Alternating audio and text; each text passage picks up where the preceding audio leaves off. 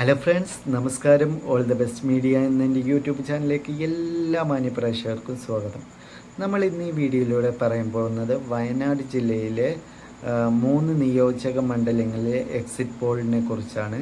വയനാട് ജില്ലയിലെ 3 നിയോജക മണ്ഡലങ്ങളായ മാനന്തവാടി, സുൽത്താൻ ബത്തേരി, കൽപ്പറ്റ എന്നീ 3 നിയോജക മണ്ഡലങ്ങളിലെ എക്സിറ്റ് പോൾ ഫലങ്ങളാണ് പറയുന്നത്. ആദ്യം നമുക്ക് മാനന്തവാടി നിയോജക മണ്ഡലത്തിൻ്റെ എക്സിറ്റ് പോൾ ഫലം എങ്ങനെ വരുന്നതെന്ന് നോക്കാം.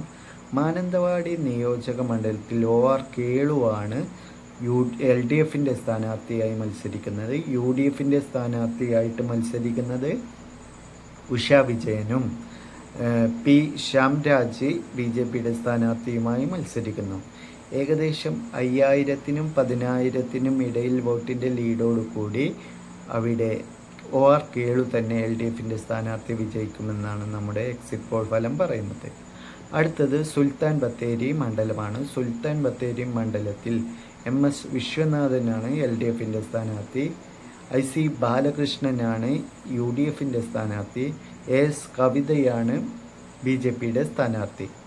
അവിടെ IC ബാലകൃഷ്ണൻ ഏകദേശം 5000-നും 8000-നും വോട്ടിൻ്റെ ലീഡോടുകൂടി ഇടയിൽ 5000-നും 8000-നും വോട്ടിൻ്റെ ഇടയിൽ ലീഡോടുകൂടി വിജയിക്കുമെന്നാണ് നമ്മുടെ എക്സിറ്റ് പോൾ ഫലം പറയുന്നത്.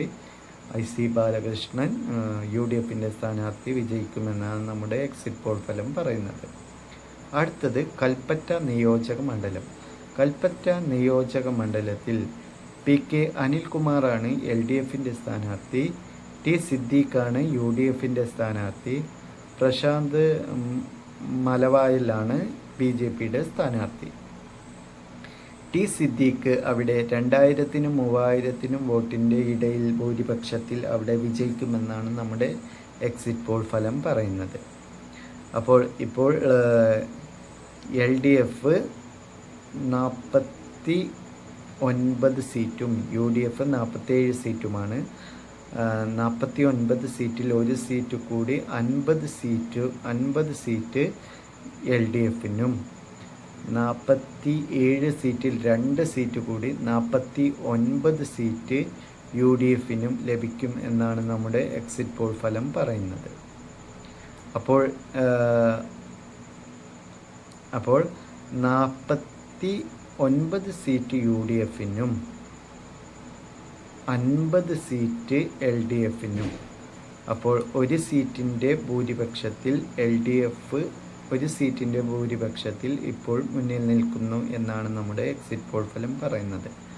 നമുക്കിനി അടുത്ത ജില്ലയുമായി അടുത്ത വീഡിയോയിൽ കാണാം.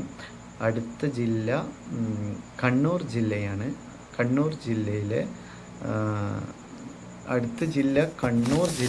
കണ്ണൂർ ജില്ലയിലെ വീഡിയോയുമായി അടുത്ത വീഡിയോയിൽ കാണാം. അതുവരേക്കും ബൈ.